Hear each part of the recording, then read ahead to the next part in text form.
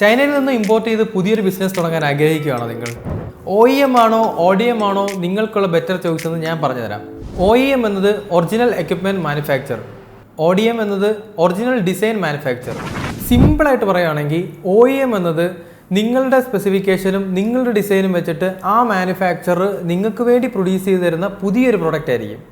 ODM എന്നത് already ഉള്ളൊരു product ഡിസൈനിൽ നിങ്ങളുടേതായ ബ്രാൻഡ് നെയിം കൊണ്ടുവന്നിട്ട് ചെറിയ ചെറിയ മാറ്റങ്ങൾ വരുത്തി അത് പ്രൊഡക്ഷൻ എടുത്ത് തരികയാണ്.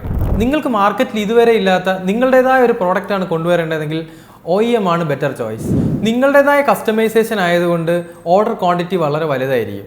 ഇനി നിങ്ങളൊരു ചെറിയ ബിസിനസ്സാണ് സ്റ്റാർട്ട് ചെയ്യുന്നതെങ്കിൽ ODM ആയിരിക്കും ബെറ്റർ ചോയ്സ്. കാരണം അവർക്ക് ഓൾറെഡി കുറേ ഡിസൈൻസ് ഉണ്ടാവും. നമുക്ക് അതിൽ നിന്ന് സെലക്ട് ചെയ്താൽ കസ്റ്റമൈസേഷൻ ചാർജ് നമുക്ക് ഒഴിവാക്കാം. അതുപോലെ ഫാക്ടറിയിൽ ഒരുപാട് ഡിസൈൻസ് ഉണ്ടാവും. അതിൽ ഏതെങ്കിലും ഒരു നല്ല ഡിസൈൻസ് നിങ്ങൾക്ക് ചൂസ് ചെയ്യാൻ പറ്റും. മിനിമം ഓർഡർ ക്വാണ്ടിറ്റിയും കമ്പാരിറ്റീവ്ലി വളരെ കുറവായിരിക്കും. സോ നിങ്ങളുടെ ബിസിനസ്സിന് നിങ്ങൾ ഏതാണ് ചൂസ് ചെയ്യുന്നതെന്ന് കമൻറ്റ് ചെയ്യൂ. ഈ ചാനൽ ഫോളോ ചെയ്യുന്ന കാര്യം ഒന്ന് പരിഗണിക്കൂ.